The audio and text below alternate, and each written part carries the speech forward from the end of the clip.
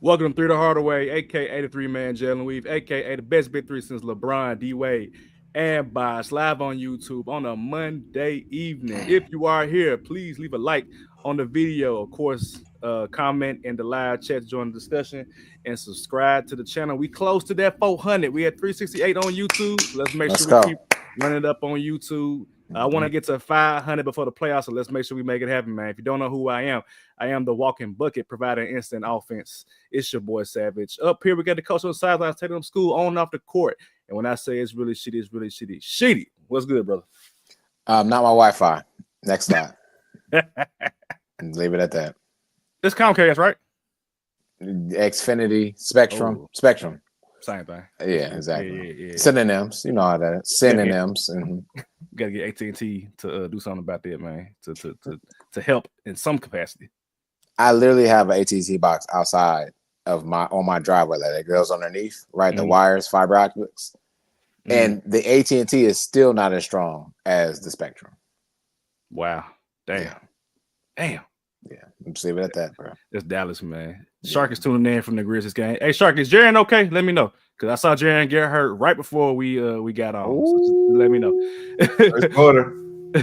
We also got your favorite DJ, the sample man himself, Mr. Texture here too. Really quick, I just saw a tweet that said that the Rockets, Magic, and Warriors are among the favorites to land LaMelo Ball if he is not with the Hornets next season. I like all three teams. Apparently, the Warriors passed on LaMelo when they took James Wiseman, so that connection always been there. The Rockets could definitely use a taller point guard to help everybody else, and the Magic just need a point guard. Period. You know, Magic point guard. No, have 3 6'7" niggas on their team. Yeah, they got it, bro. No, nobody distribute. They got a man Thompson though, so let him grow into his own. I hope. Oh yeah, for sure. They just benched Jabari, bro. They said you put in our man Thompson, and we gonna figure this shit out, bro.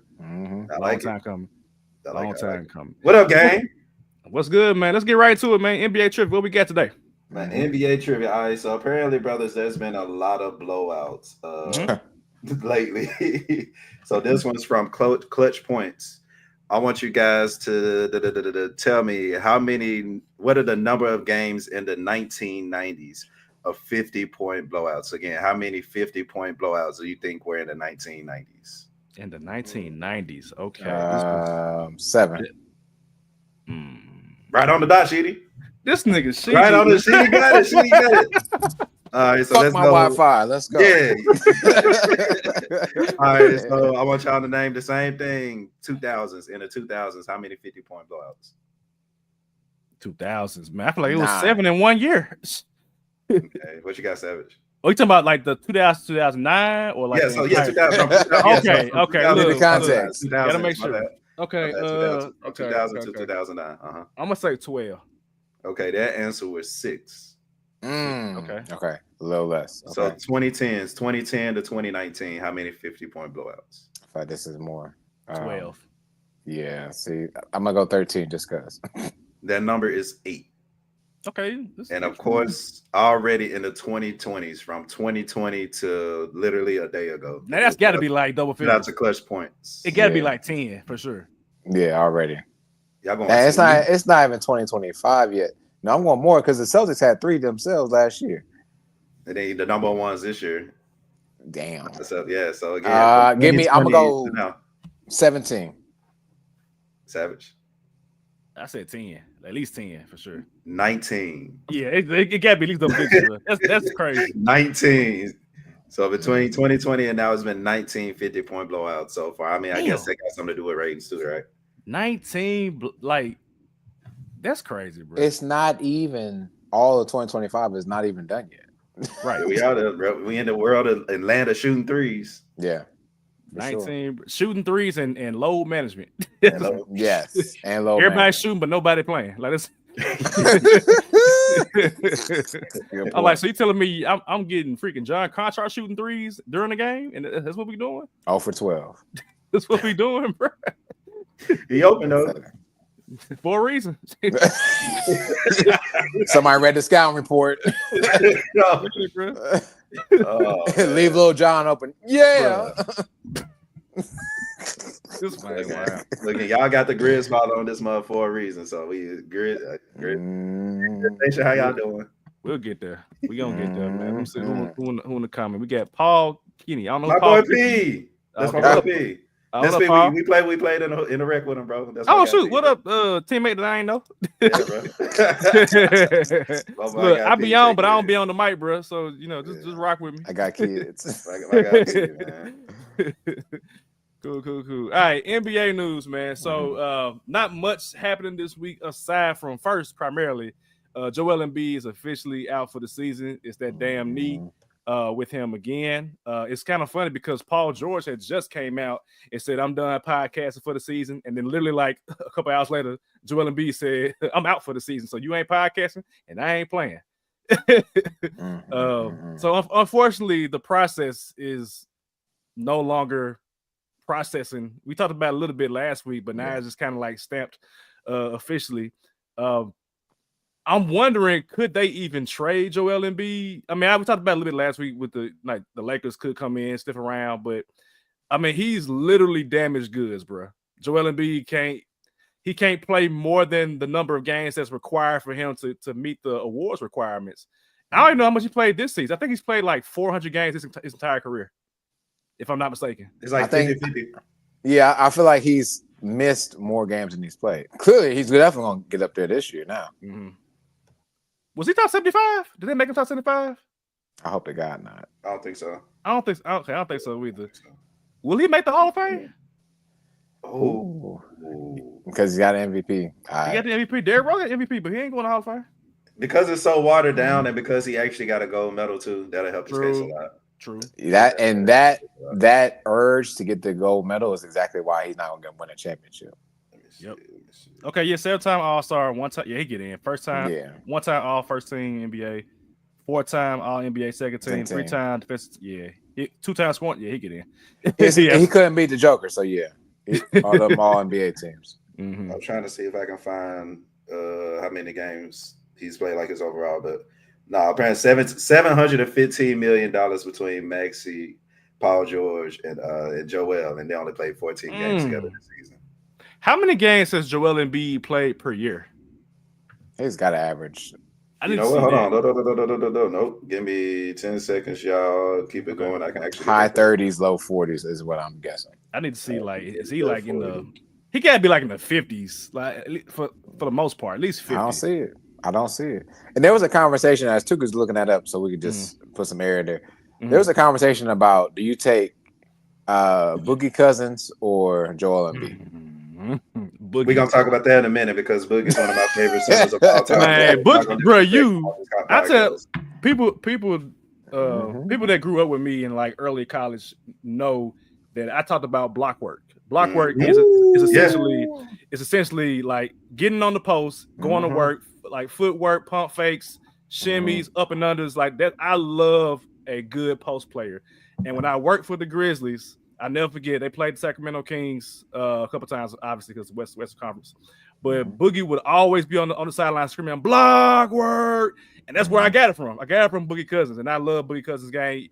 He was supposed to be a Memphis Tiger, but don't say let's not get into that, bro. My heart still. Him and John Wall and that whole team, Aaron Bledsoe, them was supposed to be Memphis Tigers. They ended up going to Kentucky. That's fine.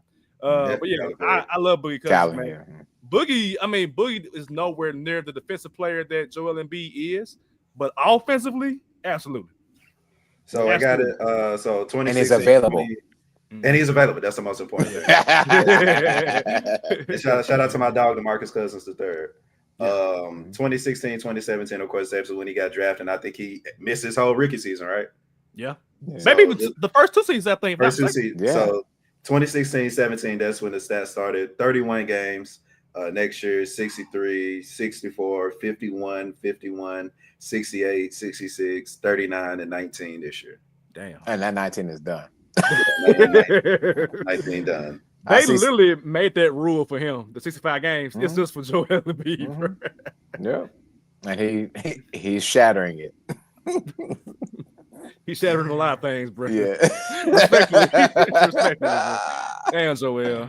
So does Joel, what do we see from him in the future? Like, does he come back and It's hard, man. It's hard. Like, how do you trust him with a heavy offensive load? Because he's a black hole on offense, bro. He's a black. He wants the ball. He gonna shoot it.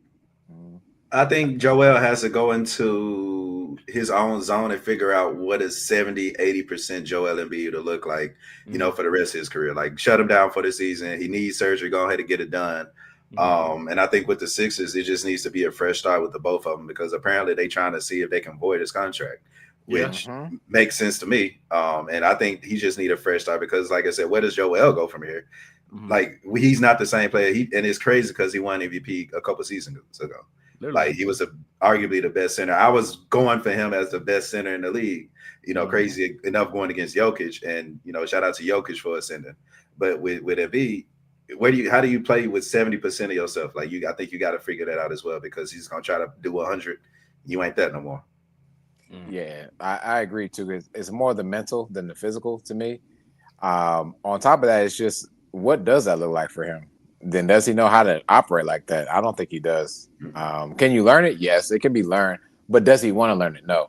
But the nail in the coffin, honestly, like I said earlier, and we talked about the gold medal, he shouldn't want to get the gold medal. He wanted to stiff it to everybody. He wanted the gold. Had he not went for the gold, had he just rested his knee like he was supposed to, this is a totally different team, because you definitely have a healthy Joel Embiid, or healthier Joel Embiid, I would say. So he stiffed himself. He got a gold medal, so that gold medal is going to be in lieu of him getting a ring. Let me. I was just about to say that shit. Let me ask you this though: what if there was no need to rest, and it's like, this is my chance to actually win? I might as well go ahead and go for it. You mean for the gold medal or the ring? For the gold medal, yeah. Because you said, rest my knee, but it's if there's no need to rest, and I can only do this for so long, which what we apparently see. Like, even like, say hypothetically he rests a knee, he's still gonna get injured based on his career. Yeah, and also big men need their knees. Like, basketball players essentially need their knees. Like, when you don't have nothing in that knee, ain't too much you can do. And that's a lot on him. He is 7'1", 300 plus. Big Come on, it's too much on your knee. He ain't squatting like that, baby. He ain't Saquoning. One thing about Joel is, I was looking at a video of him earlier when he was like, I guess high school over in, I think he's from Cameroon, but in Africa. He was hella skinny, bro. He was hella skinny. And I'm wondering, to what extent is he or is he not taking his physical, like, body seriously, as far as like the weight on his body? Because I mean, he is 300 pounds. He's a big boy, and he's a heavily offensive player. Like, I gotta have the ball, I gotta dribble it, gotta shoot, do all the jump, get rebounds, block shots, and that takes a toll on your knees, man. Really, at this point, it's degenerative. Honestly, okay, word for the day. It's breaking down, bro. It's breaking down. So that's why I'm like, at what point do you, to your point, talk about voiding the contract? In order for that to happen, he has to retire, so he can't come back after that. And if I'm Joel Embiid, well, if I'm thinking like Joel Embiid, I think he wants to come back, but I don't know if it's going to be in Philadelphia for that price, because it ain't like $70 million, $60 million, one of them. Damn near. Crazy price, bro. And you don't play. Like, I can't pay you higher than the percentage of the games you play, bro. Like, you play 50% of your games. I'm paying you $60-70 million. I can't. That number got to get lower or something, bro. We got to do something about that. But yeah, it's rough, man. If I'm Paul George, I guess my prediction for the Sixers, they're gonna blow that shit up, bro. They're gonna blow up. Paul George is gone. I think Paul George gonna be gone for sure. I don't think he's happy in Philadelphia, bro, because even his podcast don't feel the same, bro. It ain't the same vibe like how it was in LA, bro. The vibe is so bad. Like, I don't even see clips of his show no more on social media. I just don't. You don't see if it. Ain't Jeff Teague, I need Jeff Teague. Jeff Teague for sure. Like, Jeff Teague, Tony and Zebo. Like, it ain't the same vibe no more, bro. OGs, yeah. Ain't the same vibe no more for Podcast P, man. So I'm interested to see what they do with Joel Embiid, bro. Because I feel like they not gonna pay him that. Somebody gonna pay him that money. I don't know if it's gonna be Philadelphia. Philadelphia gotta get up out of there at some point.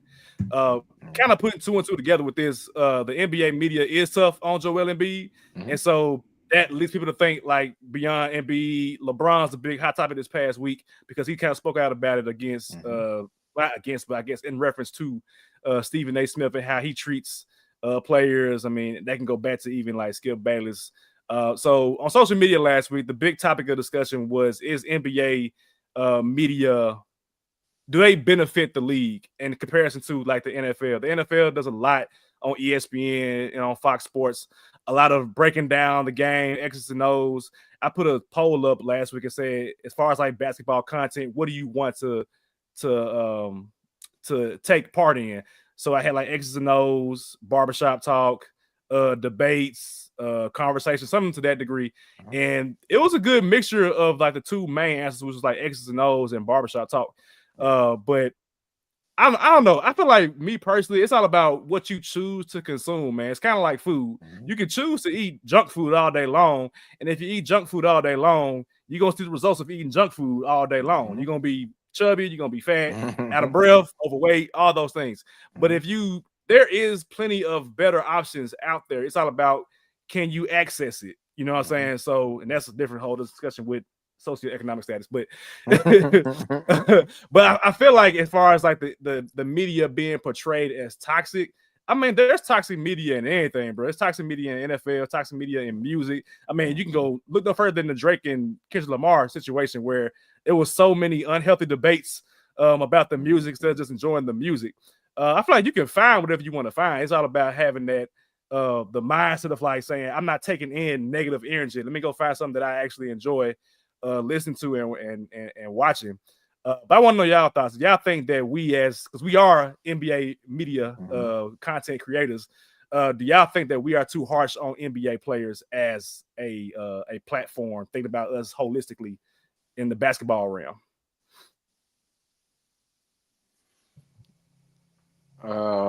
Yes. And what I mean by that is, we don't look at them sometimes as human beings, because they are in that aspect. So, like, as much as we hate to talk about load management, and let's just be honest, we hate that. Hell, if I'm off, I'm coughing, I need a PTO, prepare the others. And that sucks, right? Because we pay money to go see them, right? So there's that small part that I do, yes. But also, the bigger part of this is, you make these millions to be a part of the spotlight. Right. Like, you have to be willing to take every critique that happens your way.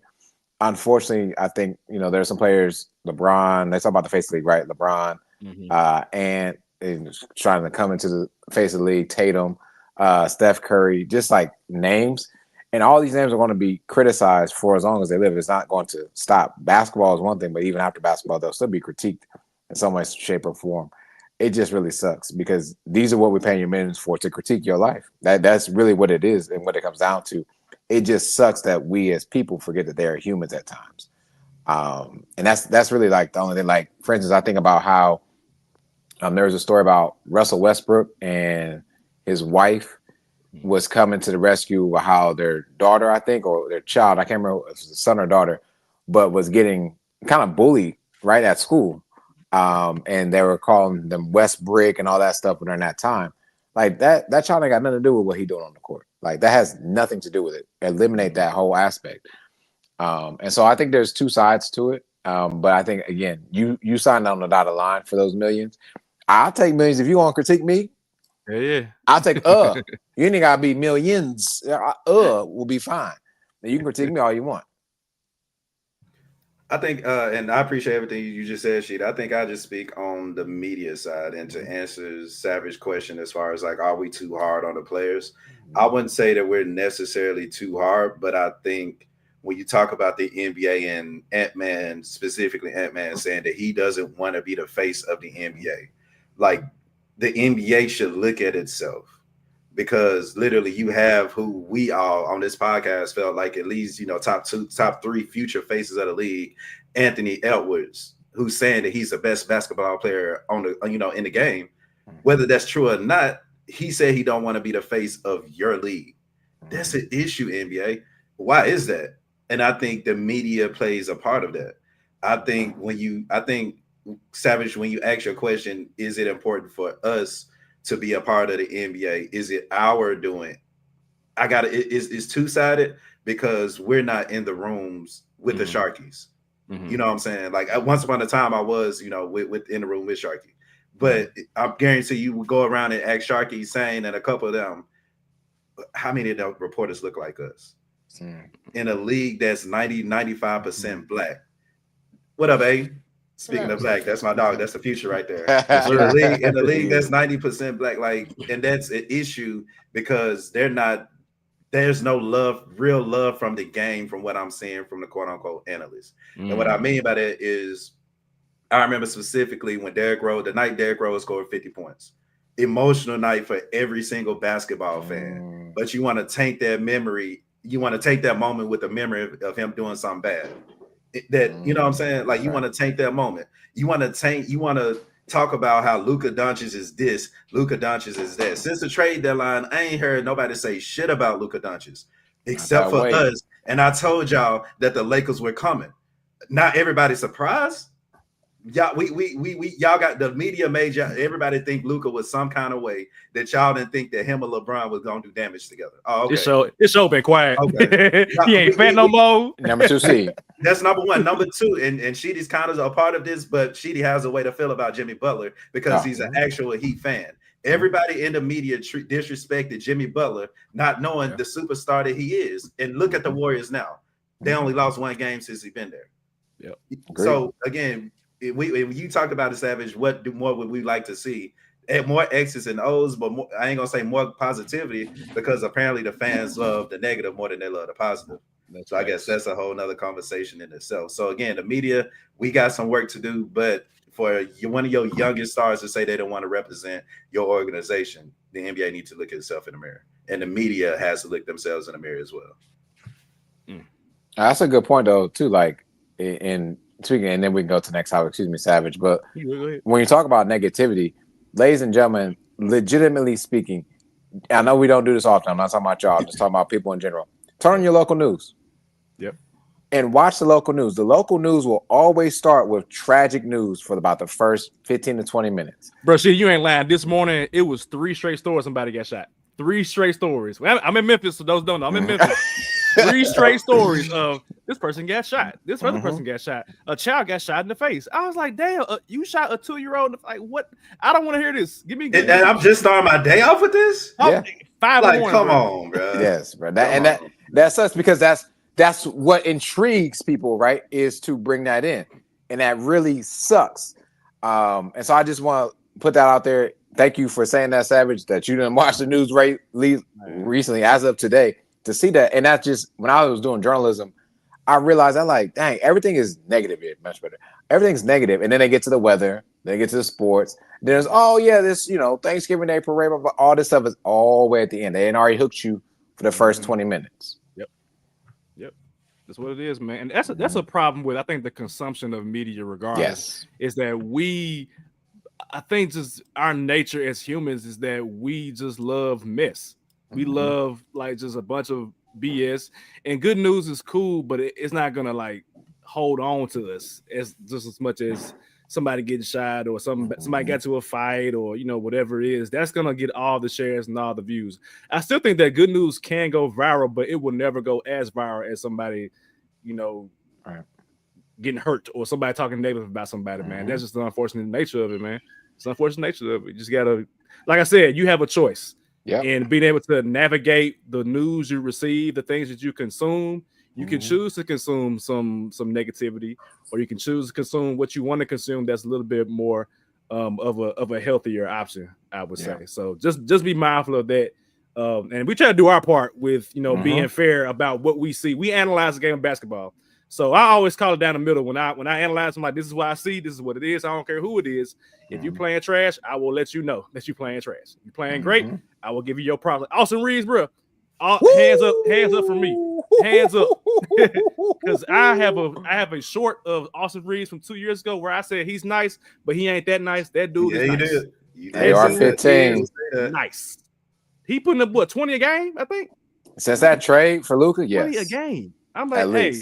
I give props when they do. I call the game down the middle, and that's what I do. So I'll continue to do that as part of my portion of this universe. So yeah, but yeah, Sheedy, what you got, man? You got the puzzle pieces. I got your graphic right here. Oh, praise God! I have no idea. I have an idea of what you're trying to do. I have no but idea. I don't know what's gonna happen. So feel free to take the stage, my brother. Me neither. I don't know what's gonna happen either. So this is gonna be fun. So and this goes. If you hear my daughter, she has a whole bunch of puzzles. Right? Puzzles can sometimes be that puzzle piece can either be in the corner, right, cornerstone of a franchise, or sometimes that piece is somewhere in the middle that's missing that puts the whole thing together.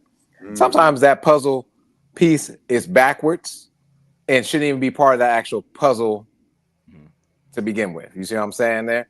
So puzzle pieces. So for instance, we talked about this already, so I'm going to rip the Band-Aid off. Jimmy Butler's puzzle piece was not where it needed to be in Miami. It got flipped over. It needed to go somewhere else. He's now in Golden State and doing phenomenal. They've only lost, actually, they just lost to the 76ers somehow. Quentin Grimes went off, I think. Oh, God. Like 50 points. Yeah. So, and shout out to Joel Embiid not playing.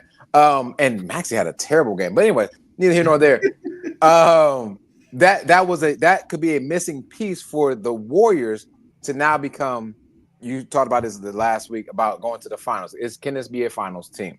Mm-hmm. This time, I've chosen different options, whether the first options or second options, and I put them on other teams. Now, here for the sake of this argument, this is like a Rudy Gobert, Mikal Bridges type of trailer. We just trading draft picks right now, baby. Everybody else gonna stay on the team. Okay? Mm-hmm. Okay. All right. So just let me know. Do you think it in the context of right now? If you put this piece on this team, is this team able to make it to the finals? Okay. So I'm gonna start. Okay. Yeah. Keyword finals. So take this. We don't talk about this enough. Desmond Bane goes to the Denver Nuggets. I like it, Sheedy. Finals immediately. Because you're giving Joker a shooter along with Westbrook, who playing dunker role, Jamal Murray, who's a killer. Desmond Bane, Lord, does not have to handle the ball no more. Does not have to handle the ball no more. Catch and shoot. Just catch and shoot, bro. Wherever on the court. Yep. That's actually an amazing fit.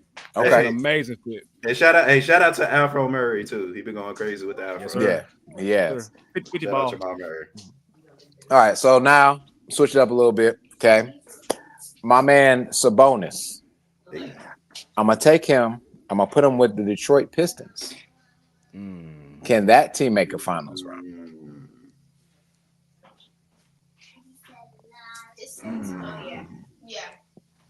I like the grunts, fellas. I don't think that Sabonis, the Pistons need a Sabonis per se. Okay. I agree with it.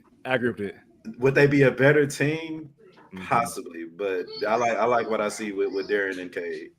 Yeah, okay. I say like that's. I mean, he's a good player. Obviously, he's an all-star. Yeah. But it'll be kind of like the Pacers adding Siakam. It's kind of like cool, but it's all right.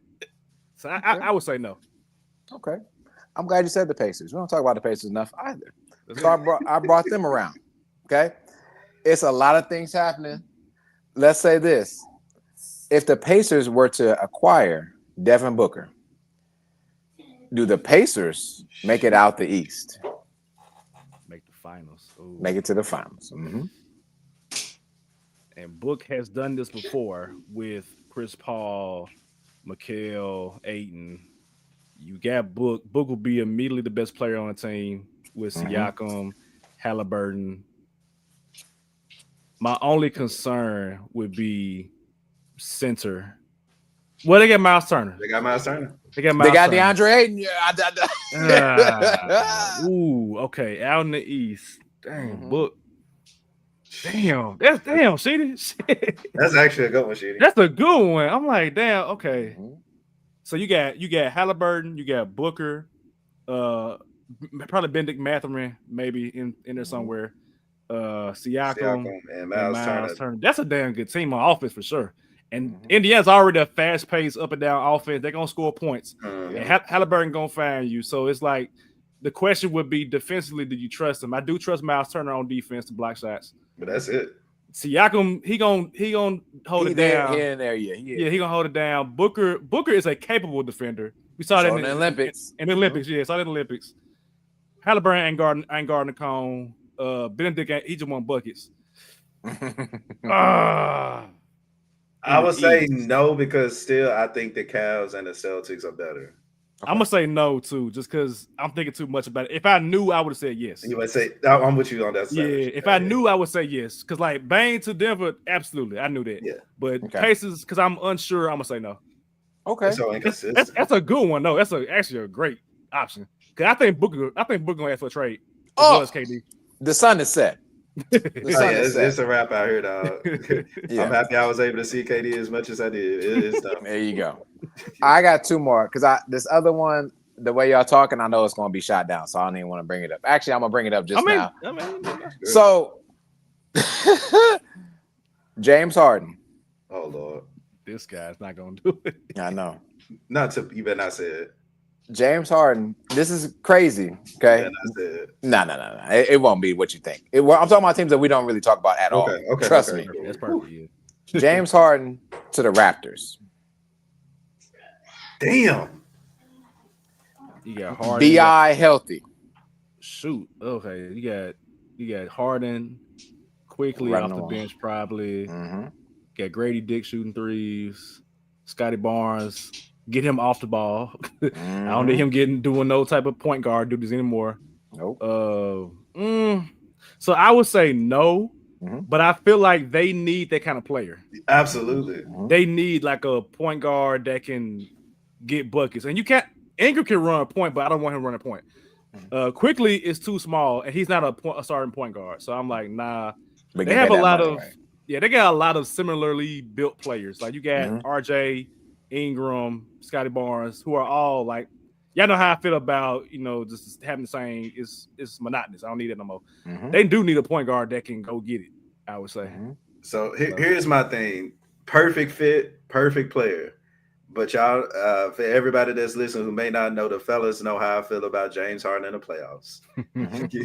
He had a nice run a couple times, but lo behold, when he needs you, he's nowhere to be found. So just because it's James Harden, I'm gonna say no. But if we can find a player that matches exact stats and matches the exact style of play, so we need James Harden. We need James Harden. Aye, my friend. I got you. Give me James Harden on the Raptors, and yes. So you need a player similar to him. Got you. Give me one Trae Young. But I'm moving Trae Young to where there will no longer be a problem in Houston. That's like getting Fred VanVleet just on steroids. And that's a problem. Yeah. I'm going yes. It may not be this year, it may not be next year. But with Trae Young on the Rockets and they keep the same core, So we get Trae. I'm in. I guess Jalen Brooks, Jalen Green. Yeah, I'll be sure still there. God, leave the offense. Who gonna? Steven it's like Adams. This like imagine one, Steven Adams sent a pick for Trae Young.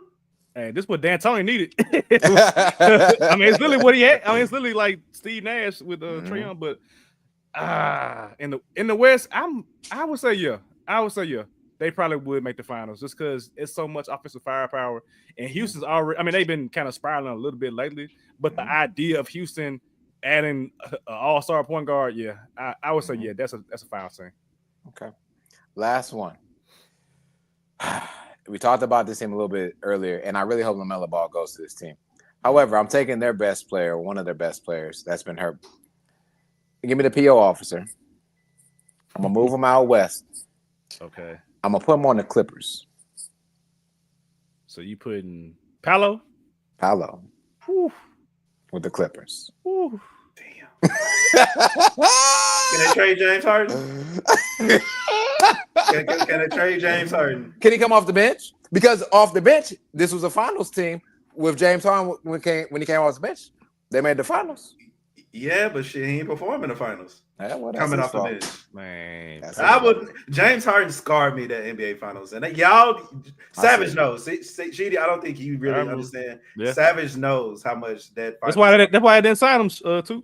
They said, nah, we good on him. That finals with KD and it, like nah. Harden They were young though too. They were young. They were young. They were kids. He ain't been man. able to deliver since then. Outside Outside of the Warriors playoffs, that was the only time James Harden gave me some kind of hope. Bro, imagine if they all stayed together, bro. Or they have a reunion. Yeah, they literally. Hey, I called it. Cheap ass management. Mm-hmm. Man. So PO officer to the Clippers. I mean, that's 6'10", 250, bro. That James Harden thing matters, bro. I'm gonna say no. Man, you can't. I'm gonna say no, bro. That matters to me. That's why I asked. That's why I asked. Two.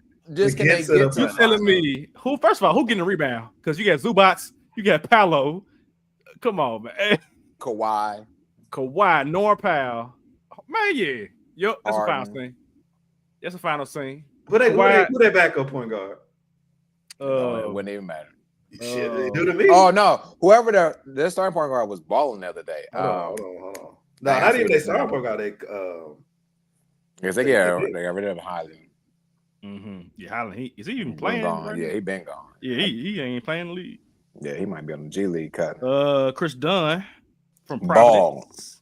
Ball the other night. They got Ben Simmons. Oh, yes. I'm getting Ben Simmons plus Ben Simmons with an attitude. Hell yeah. Yes. All right. You can bench James Harden. All right, I like it. I'm gonna say it. I forgot all about that. Yeah. Hell yeah, man. Yeah, give me I like it. I like. That was a good Ben that want to score. Hell yeah. Ben that want to score. He motivated. He looking around and seeing all them superstars. He motivated, bro. Yeah, perfect piece. Perfect puzzle. There you go. I see you, Sheedy. That was a good one, man. That was a good one. You had me thinking. I think that's probably was the idea. That's it. That's it. That was definitely the idea. I was also thinking about the Lakers the other day. Get on it. How you miss them? No. I have said this, that once LeBron is done, I'm a big Luka fan. Like I support Luka. Luka does baby. So I'm definitely down for the 77. But LeBron, whenever LeBron want to wrap up. Speaking of which, a couple of episodes ago, we discussed the top 10 Lakers all time.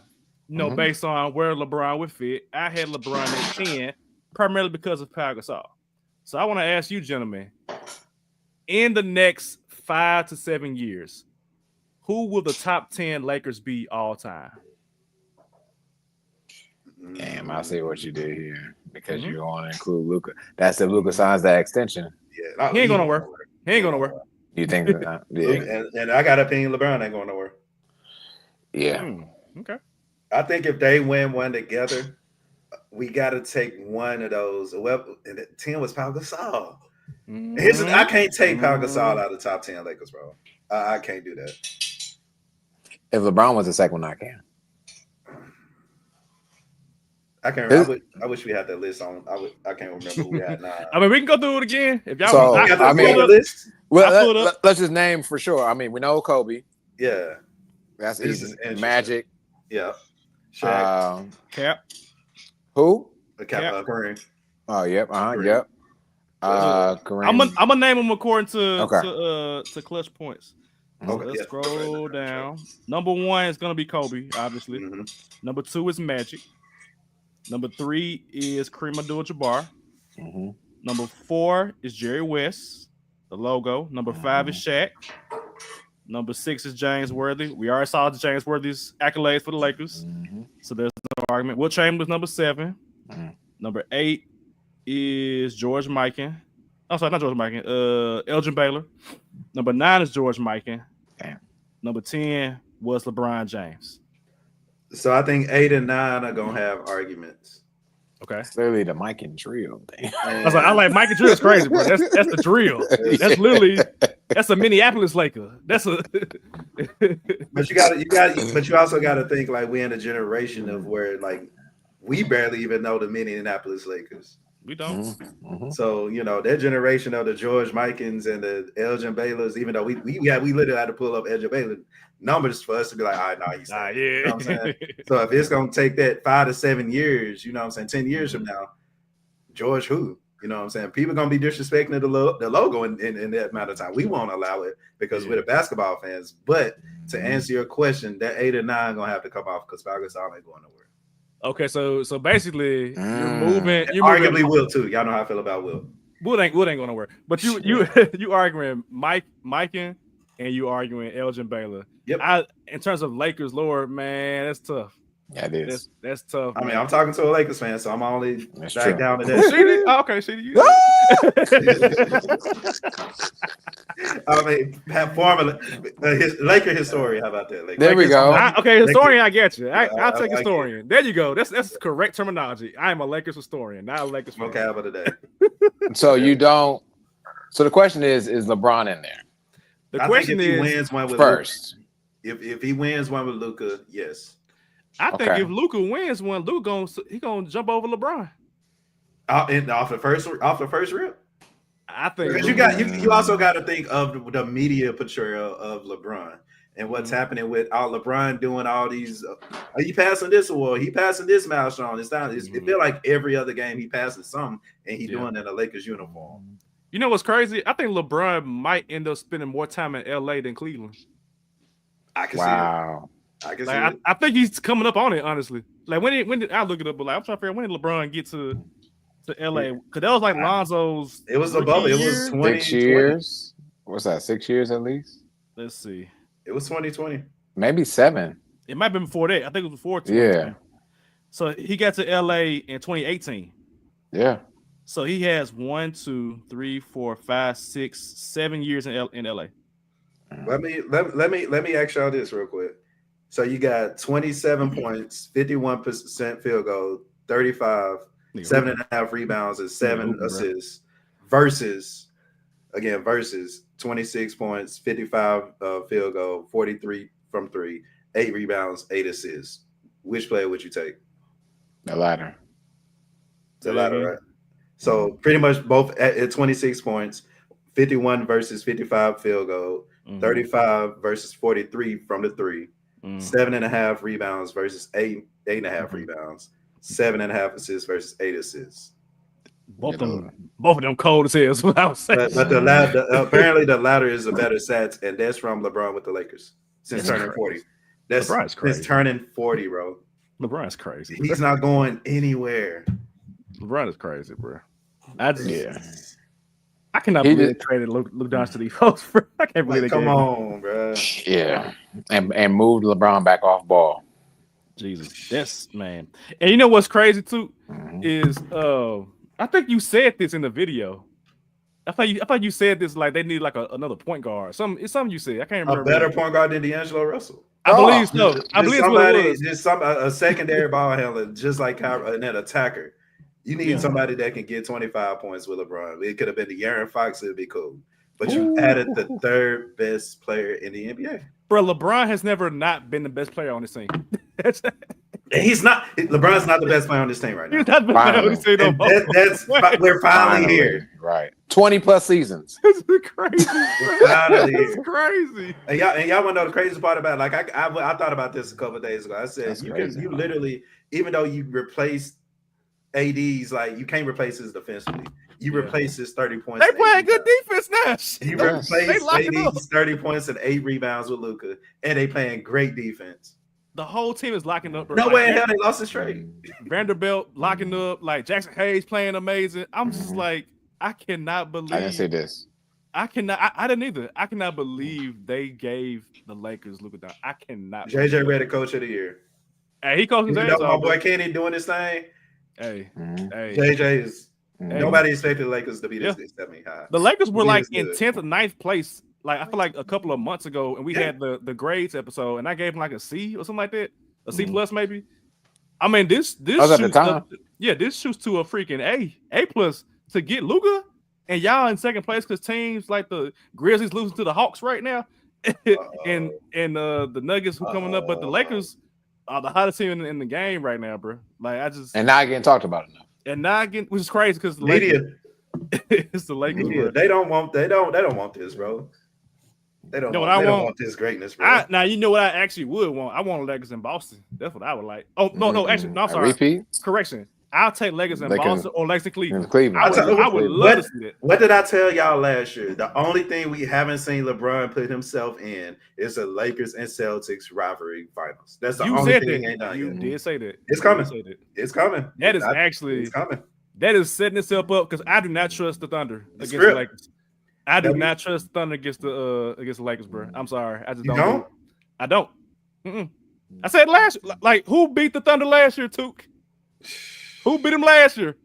That cold ass white boy, number 77, tore their ass up. Who beat him last year? Man. So if I'm the Thunder, I'm pissed that the Dallas sent the dude that I hate the most to LA, and here they come creeping right now. If you the Thunder, you can't lose no games, bro. And you losing games lately. You can't lose no games. These niggas is 15-3 in the last 18? Yes. Get the fuck out of here, man. I'm telling y'all, bro. Man, look, y'all know when I hate the Lakers, quote unquote, I'm a hate the Lakers. Yeah. But if I see them folks hooping, which I have, like Austin Reeves, like we talked about second options, is he the best third option in the league right now? Yes. Yeah, it's Because who else you get? If you go around the league, who the third option in Boston? Porzingis? Nah. Derek White. Compared to Austin Reeves, Austin Reeves gonna fuck around and be top 50 on our list. Hey, Derek White went crazy last night, though, a couple nights ago. Third option in Cleveland is who? I would guess Mobley, but I think Mobley's more the second option. I think Garland's the third option. Yeah, Garland's the third option. And I mean, you can, I can see it being tossed up. New York third option is what, Mikal Bridges? Gotta be. Yeah, Mikal Bridges. Is he better than Austin Reeves? No. Not the way he's playing. I still take Mikal right now. Okay. Fair. Milwaukee ain't got a third option. I don't care about nobody else below Milwaukee. Kyle Kuzma. Like I said, they ain't got a third option. Thunder get Bobby Portis. Who out? Baldwin. Yeah, bro. All right. Let me see. Thunder. I mean, you can say J-Dub or Chet, depending on who you ask. J-Dub put a 40 ball the other day, so I don't know. Austin Reeves could put a 42. Damn. Yeah, I would choose J-Dub only because of his defensive prowess. Yeah, of course. Okay. That's where I hang my hat on. If that's the third option. Okay. But that's barely. It's not like the other ones. Yeah. Denver don't really have a third option that's better. Because you got Jamal Murray as second option, and you can argue Jamal Murray versus Jamal Murray. Yeah, I was about to say Jamal Austin. Hold on, who we taking? Jamal Austin. I'm still go Jamal. But I still go Jamal. Playoff time, I'm going Jamal, bro. Afro Murray going crazy right now. Yeah. Oh man. He got the Afro now, bro. Grizzlies. Oh, this is a tough one. Bane or Austin Reeves. I'm taking Bane. I'm taking Reeves. I'm taking Austin Reeves, bro. I ain't gonna lie. Y'all put it on. Nope. I'm not a part of it. This might be the perfect segue right here. These goes right here. These low budget podcasters that we have. That's y'all. I mean, what's Bane's stats this year? Bane has not looked good. No, great. The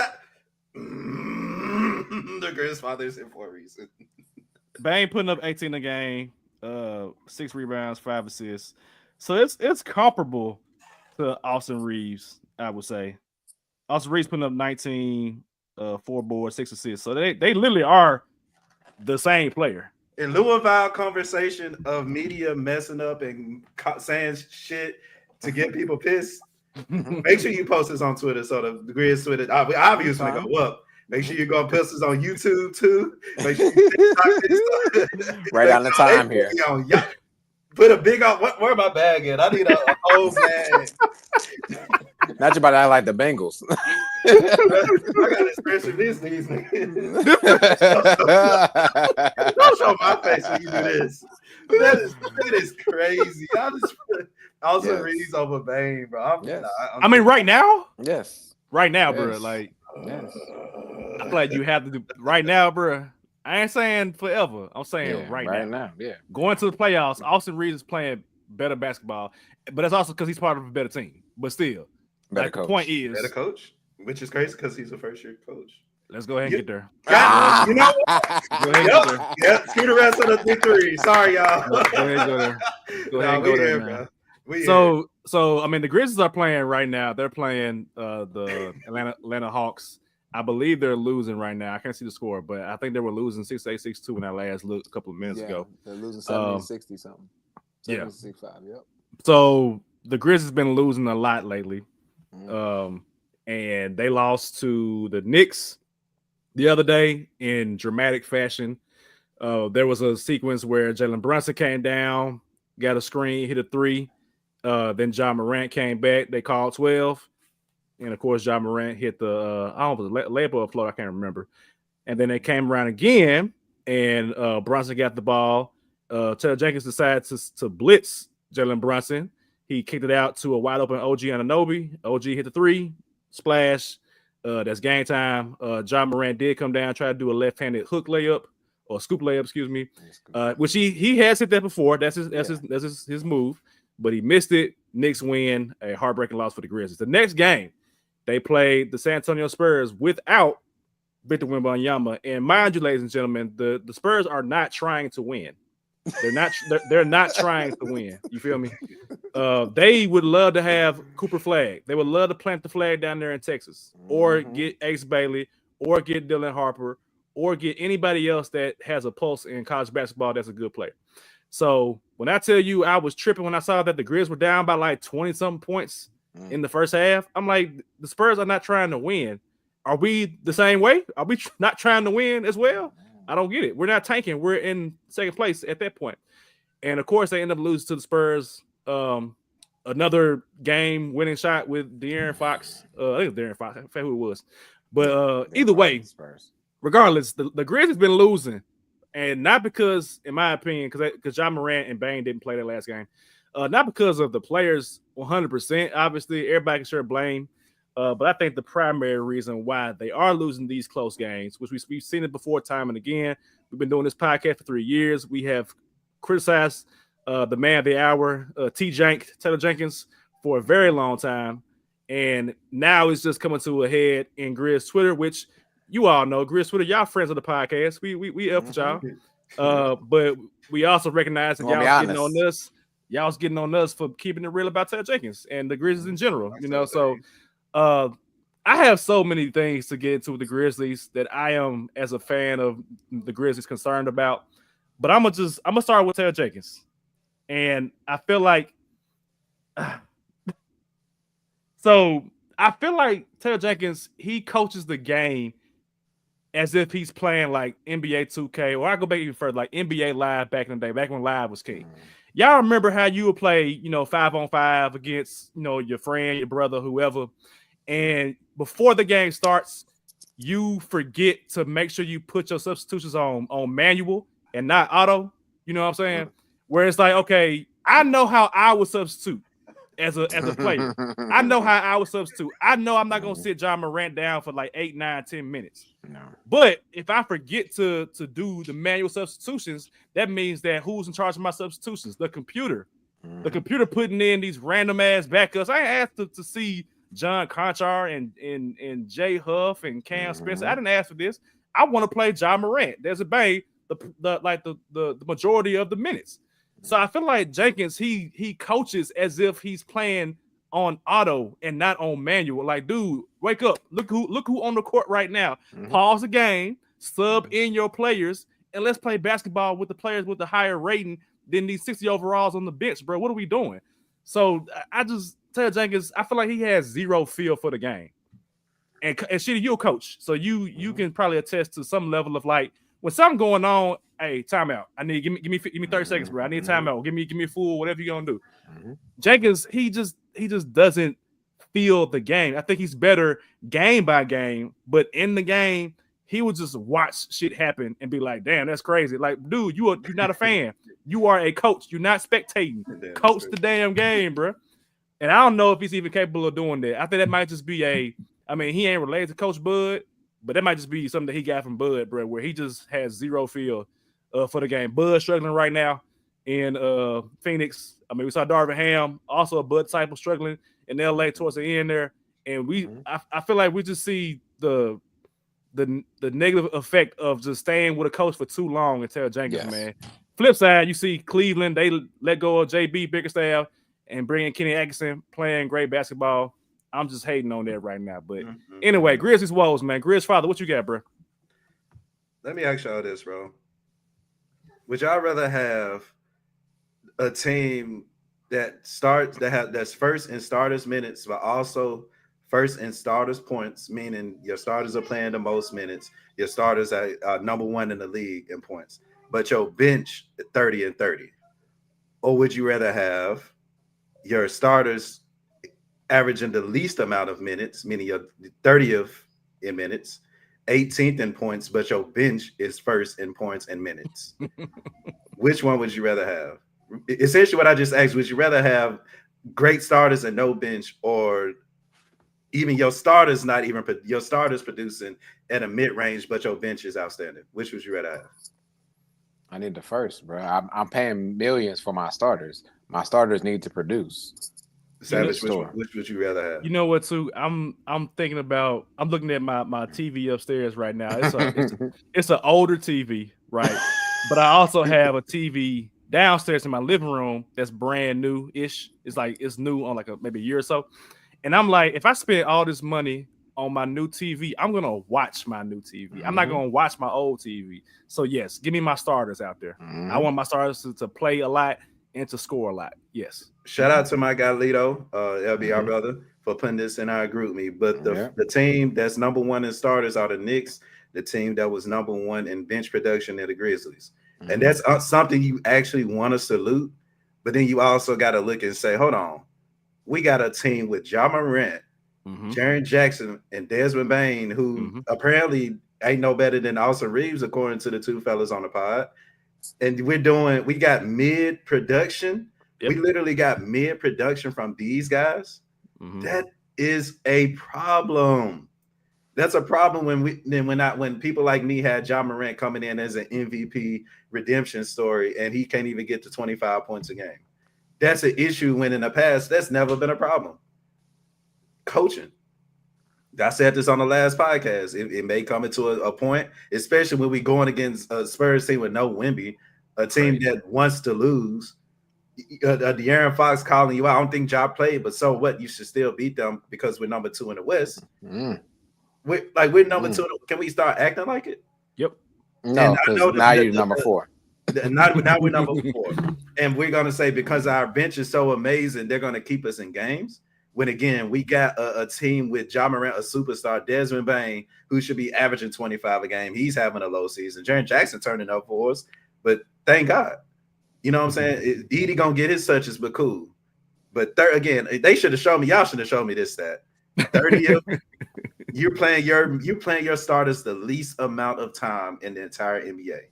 And when they do play, you mid-range. So if you played your starters more, they would produce more. And if they produce more, we look better in tight situations, Janky Jenkins. It's not math. It's basketball. Get your head out your ass, dog. Get your head out your ass, dog. Like, oh, it's so frustrating. That makes so much sense too, that the players don't play well in tight situations.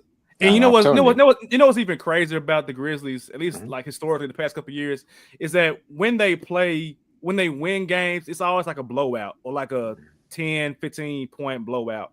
And then when the games are close, they almost always lose. Unless they call 12. There's even that Knicks game, you called 12 back to back, bro. And it's like there was no misdirection to we thought Ja gonna score, but actually it's bang in the corner or Jaren. It's always just ISO Ja go score. Which I get that for your superstar, I get that. But you can't do that back-to-back possessions. You can't do that. You got to at least provide something different, a different look, so somebody thinks about it. Prime example, like the Eagles, tush push. We tush push here, we tush push there. But best believe in our back pocket, we get a reverse tush push. Right. We fake tush push and pass it to Saquon on an end around. So you got to have at least something else for us to think about come playoff time, bro. And Jenkins, I think he doesn't do that in the game. He has zero feel in the game, bro. He needs to be like I think he would probably be a really good college coach. I think he'd be really good in college. I think he'd be a good offensive coordinator or coordinator for like how Tom Thibodeau was for Doc Rivers in Boston. I think he's a good coach. I don't think he's bad, but I think that he just doesn't not good enough. He's not good enough. He doesn't really like. How has his team really improved like over the course of several years? It's tough to say that because, like I said, I just gave out the stats about us being first in the bench. But when we had Tyus Jones, we were first in bench points. Yep. So again, ain't nothing changed. You know what I'm saying? Really, ain't nothing changed. Like how did? Let me ask y'all this, because cousin, shout out to cousin Chris. We need to have him on soon. Yeah, he brought it up on Twitter again, which is something I've been asking for 2 years. In my opinion, we still need a closer because still calling 12, still resulting in the same thing. Just driving to the lane. If he can get a layup, cool. Way to use your quickness, young fella. But if you can't get that foul called, then it's useless. Yep. And I'm gonna ask y'all to get this right now at this point. How comfortable are y'all with Ja Morant closing games? Y'all too, because I've been down. I appreciate it for the moments, but yeah. I'd rather see somebody else with the ball in their hands. So here's the thing with the Grizzlies roster, because I'll put everybody together. I'm thinking about the top part, not the bottom part. So I'm thinking like your starters and your 3-4 off the bench. Who's going to play in the playoffs? That's how it should be. The playoff roster. Basically, yes. I'm actually okay with the roster. Maybe I think if you ask me if I could have any things that I want, I would say one, I would like a athletic center, and I would like an actual point guard on the bench because I know that at some point Ja gonna miss a game. So Scottie Pippen, he cool, but I don't like him at point guard. I just don't. I don't like Bane running point. I don't like Luke running point. I like having an actual floor general. My pipe dream is to have Mike Conley finish his career out with the Grizzlies at some point for a cheap price. But as far as everything else, how I feel about Ja Morant closing out game, I'm okay with that. I just do not trust Jenkins to put us in a position to close out a game correctly. Leading up to that point. If you're talking about a one play, Ja Morant on an island versus a defender, I'm cool with it. But it's the leading up to that, right? So, like, for example, last time when Ja Morant scored that bucket on New York, we had time left on the other side of the court to play defense. Why in the FUCK are you blitzing Jalen Brunson when you're up by, I think they're up by 2? Why are you trying to blitz Jalen Brunson and leave somebody wide open for 3? If I'm the coach, I'm saying in the huddle, hey, 1, don't foul, hands up defense, slide your feet. 2, no threes. Either we gonna tie, either we gonna win the game, or we're going to overtime. Both positive outcomes. Don't foul the shooter. Don't foul the shooter. Just hands up. That's all you gotta do. And that's, to me, that's Pee Wee League. Don't foul. We are up. Do not foul. We're up 2. Don't leave a man wide open. And then they came out and said Jenkins told Vince Williams to double him. Vince Williams.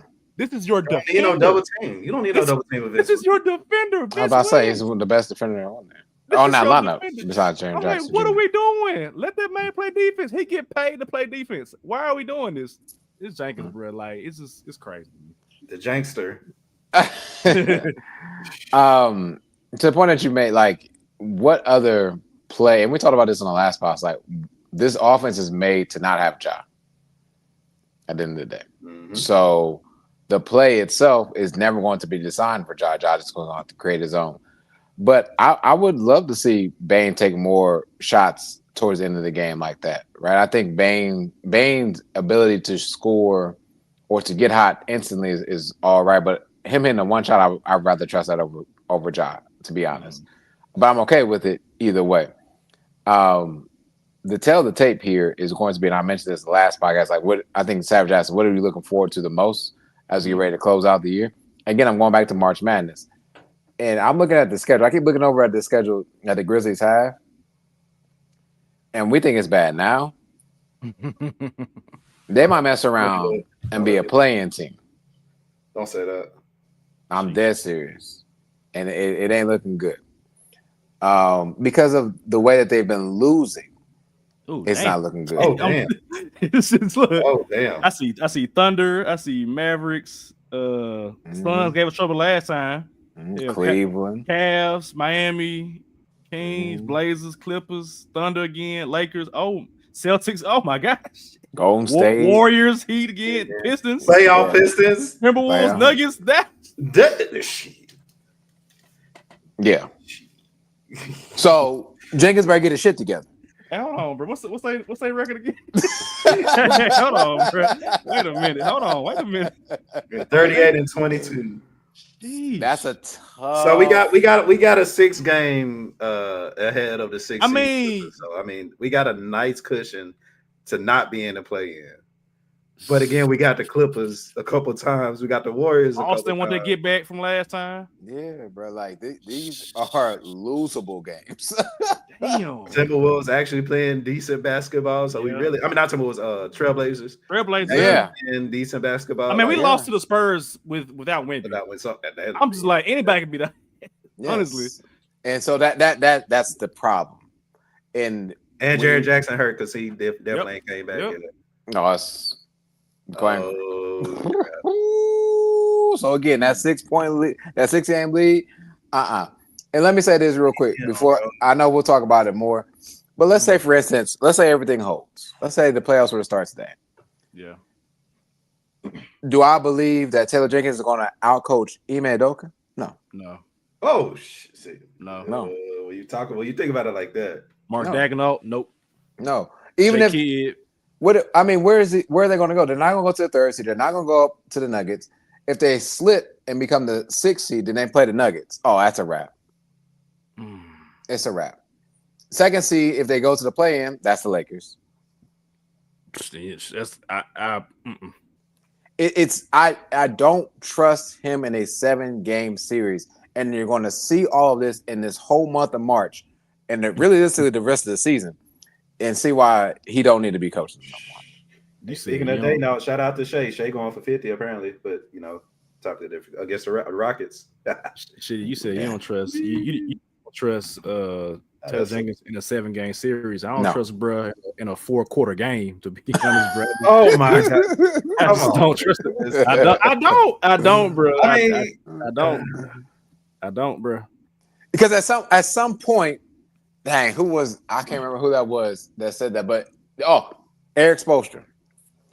Eric Spoelstra out of 4 games, right? If you're going to win 4 games, 2 of those had to be at home. Your stars had to take over. One of those, or one on the road, right? One of those, another win, so that's 2. Another win has to come from the bench, right? This is actually D-Wade said this about Spoelstra. That you got from and one of those has to be, that one win has to be from coaching. Has to be. And at this point right now, you cannot tell me that Taylor Jenkins can coach up this team, no offense to the Grizzlies, but can coach this team to steal a game anywhere with any of the talent we've discussed. I don't see it. Not to not mention that his game 1 record is terrible.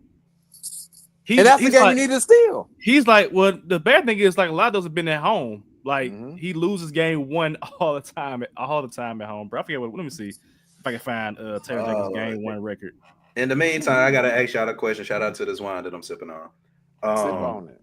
Because you gotta legit think about what I just thought about, and it's once the inevitable happens with Jenkins getting fired, the GM who got to talk to whatever coach.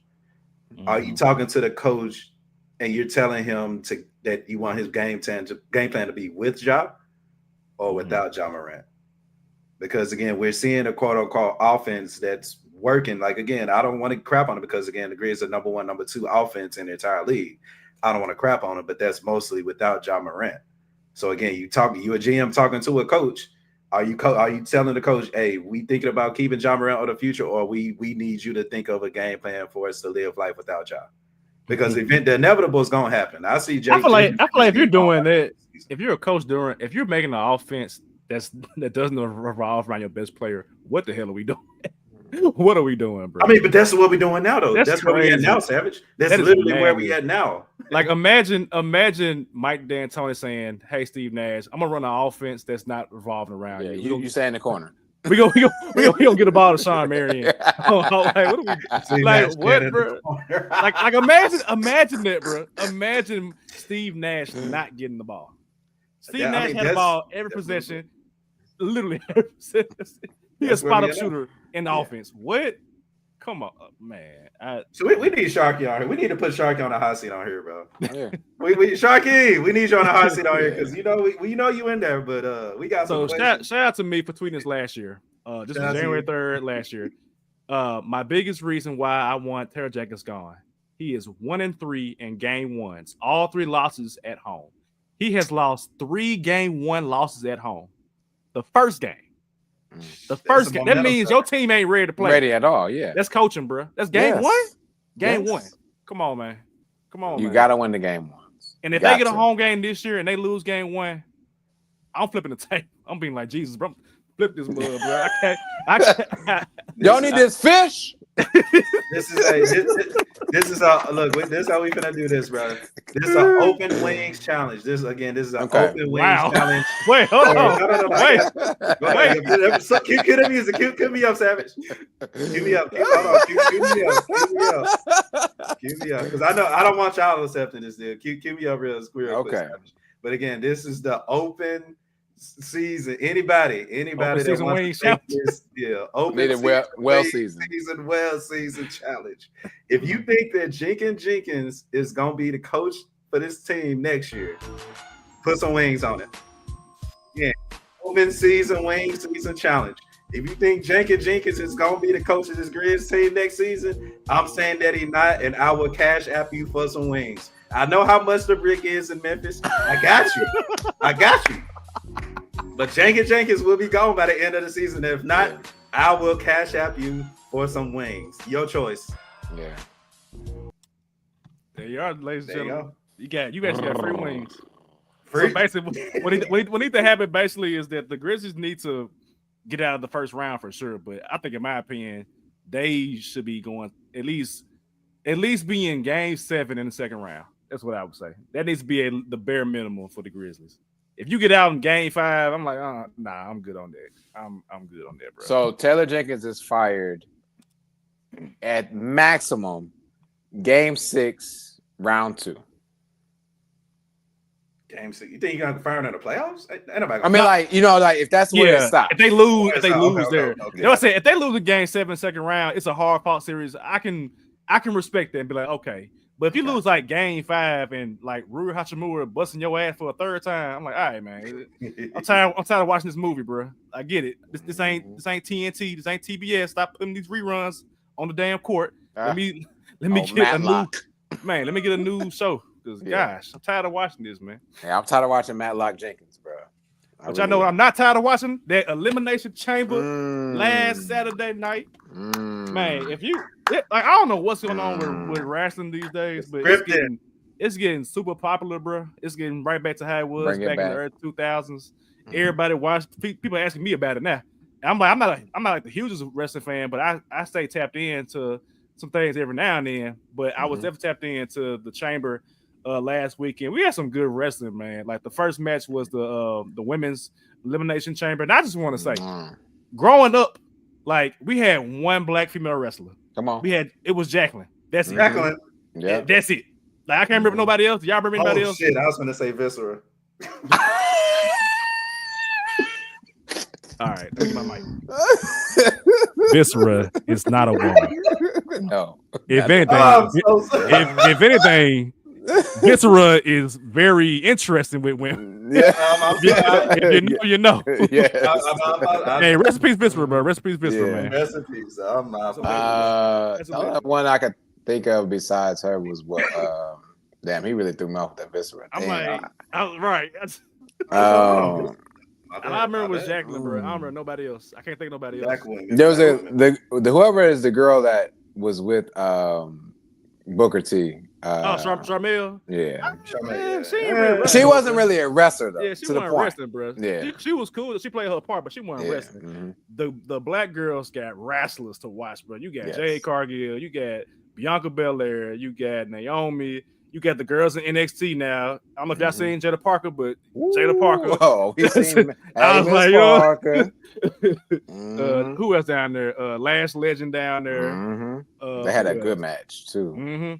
So, like my niece, she like I saw her watching like highlights. I'm like, you watch wrestling? She was like, yeah. I said, I ain't what? And she loves Bianca Belair. So the main thing is the women's chamber match. I don't know if y'all had thoughts on that, but Bianca did win. Shout out to Bianca. I loved it. Go ahead, Sheedy. Go ahead. Go ahead, too. I got you. Yeah, I love it for the simple fact of y'all started with the smoke. Like y'all ain't have nobody waiting. If Jay gonna come out, y'all ain't wait till the last minute. Y'all say, "Nah, we finna get this shit on and popping right now." Shout out, what's my girl name? Liv. Shout out to Liv with selling. Yep. But just for the overall performance of that ring that night. Shout out to Liv Morgan. I know we saluting our Black Queens right now, but salute to her. Liv Morgan, she channeling her inner Eddie Guerrero, bro. I like her. You start off with the smoke, and apparently just by just how everything was looking, bro. I honestly think Bianca has something to do with it too.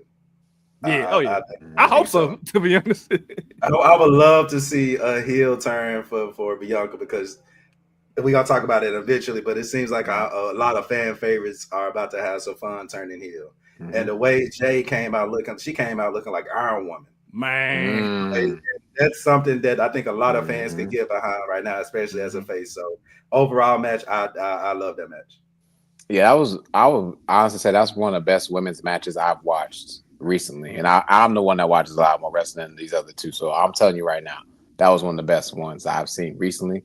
Especially when we're talking about the Elimination Chamber, it's hard to get, 6 people to really have chemistry. And the way that they start off the match and everything's so right. Jay coming out in all black, Naomi and Bianca in all white, right?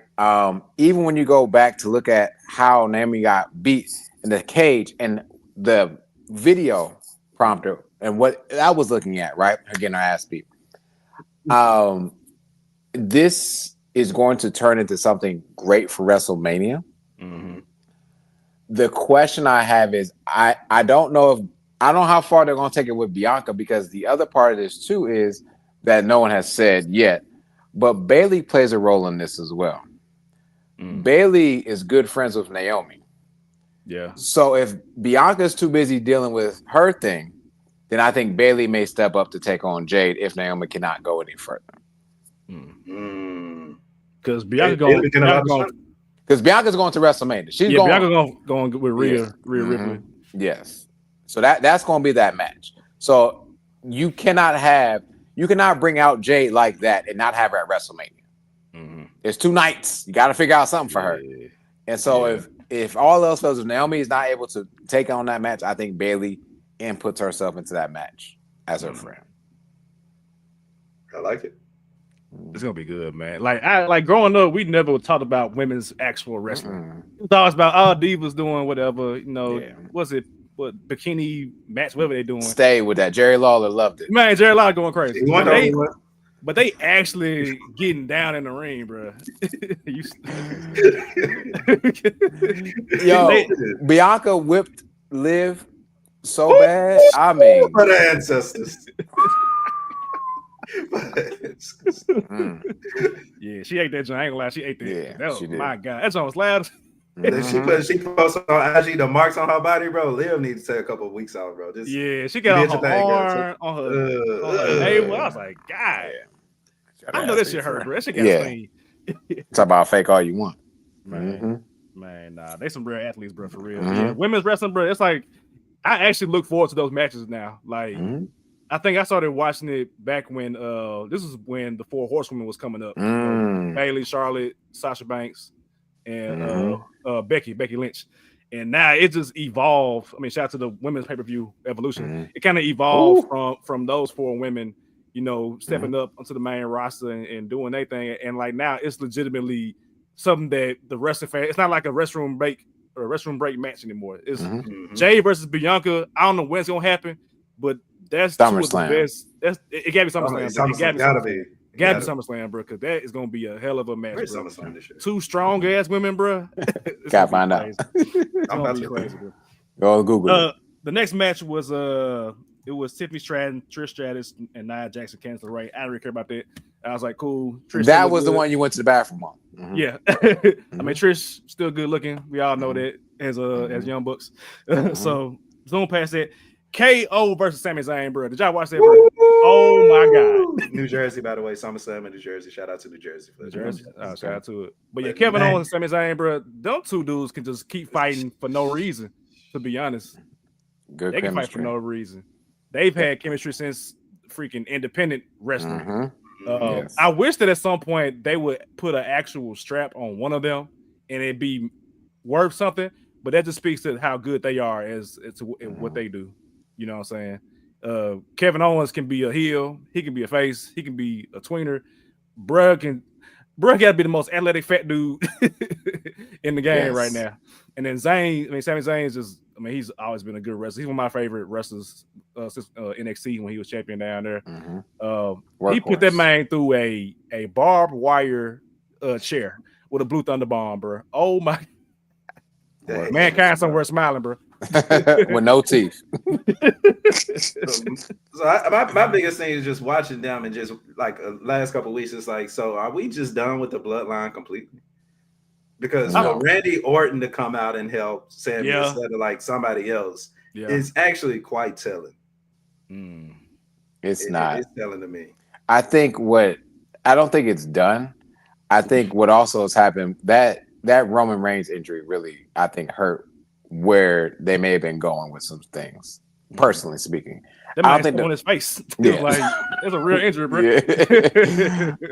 I don't think they're done. And also, like, there's no way that you don't involve the bloodline in some way, shape, or form for WrestleMania. And whether that's Solo and Jacob going against two people. But yeah, there's no way that the bloodline is not part of WrestleMania. No. But Randy Orton, I think this match set up for Randy Orton versus KO for WrestleMania. It's gonna be a banger. I mean, yes, yeah, one of the best. Did you say Solo and Jacob versus somebody? Yes. No, it's gonna be Solo versus Jacob. You think it's gonna be those two? Bro, Jacob gonna kill them. I think what might happen. Well, I don't know how they're gonna do it because the bloodline can go so many different ways. But I feel like you gotta have Solo versus Jacob, and I feel like Roman got to go save Solo at some point. You got to do something with it. Roman got somebody else he need to save. Roman got a lot to deal with. To be honest, Roman got some shit to deal with. As of the last minute of this shit, Roman got some saving. Roman got a lot of play, man. To be honest, bro, if I'm Roman Reigns, I would just take off some WrestleMania. Like, I'm gonna wait till y'all done with Cody and Rock, and then maybe at the end pop up for some reason. I'm not sure how it's gonna play out. Obviously, I guess we can get into that now if y'all want to. The men's chamber. Of course, John Cena won, but I think it was good to see John Cena and Punk go at it for the first time, and they said 12 years. Yes, that's and crazy, that looked great. That look, man, in their 40s. In the 40s, bro. Like Cena got a ball spot. CM Punk is kind of chubby, but they got good in ring chemistry. It's kind of like Kevin Owens and Sami Zayn. They just a match made in heaven. Some people, even like Cena and Randy Orton, kind of got good chemistry as well too. When they went at it, but yeah, I mean it was good to see them. But I mean we all here for the post chamber activities when. Cody Rhodes came out and The Rock was talking about, "Are you ready to give me your soul?" Whatever the hell that meant, Rock. I don't know what he's talking about with it.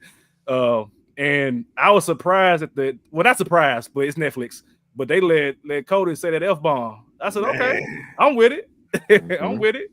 And of course that led to John Cena, hugging up Cody Rhodes, and then The Rock did the cutthroat sign, and Cena turned on that man, bro. Cena ain't been healed since early Thugonomics, bro. That was like 2003.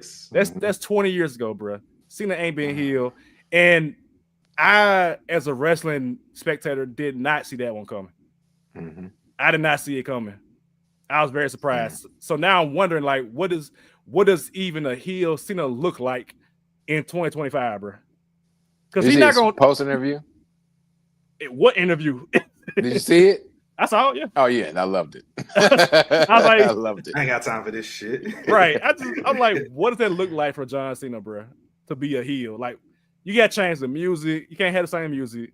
The attire got to change. So I'm just wondering, what does it look like, man?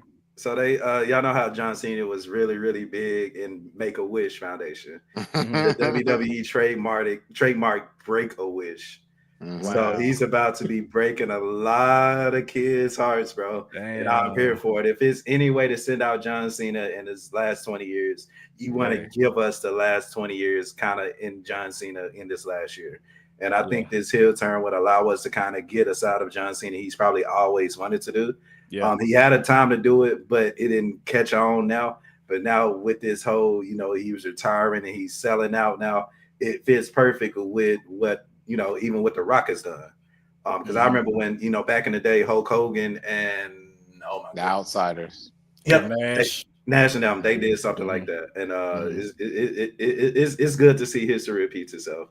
But where does it go? Cody versus John Cena. I don't know, man. I still want Holland and Cody. I want heel Cody. I think we'll have a lot of fun with heel. I think you get that once John Cena put him on his back. Because John Cena getting that 17. He's getting that 17, exactly. And then I think for John Cena, it has to end. Because they say in wrestling, you go out how you come in. So you go in on your back. You got to take the pin. So I think once that pin happens, that's when John Cena goes out. And that probably, I'm assuming that's going to be Roman Reigns down the line. I'm assuming. I don't know. Because I still feel like Roman got to go up against Rock at some point. But also, Roman and Cena got history. So if I say it's so many ways that you can go with this. And I'm also, because CM Punk has not main evented WrestleMania. You don't just bring him in, pay him. You don't pay him out as much as they did to bring CM Punk back, not to use him. And CM Punk freaking hates The Rock. Yeah. So I'm interested in that. And CM Punk is still owed a favor from Paul Heyman and Roman Reigns. Yeah. I think that this is, again, and so I thought about this too. Godly, I'm trying to make this quick as I can. John Cena was not supposed to run Royal Rumble because then we would have had a good guy facing against Gunther.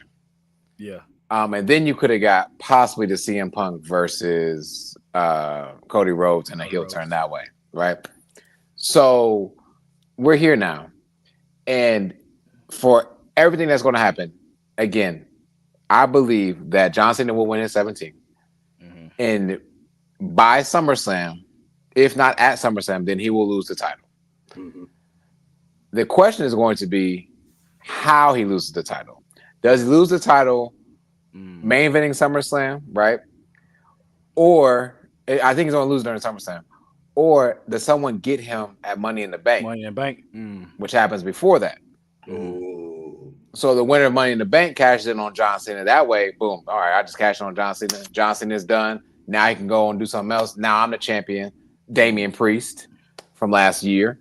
Cashing in on what's his name? The not the Celtic War, but anyways, you know what I'm saying. Oh, McIntyre, Drew McIntyre, yeah. So that's why I see it playing. I don't know how many big more matches John Cena has in them, and they have to also go into something where he wrestles multiple different people at some point. Like he's gonna end this with multiple different feuds and collapsing those feuds and being done. So I think he might lose that Money in the Bank, to be honest.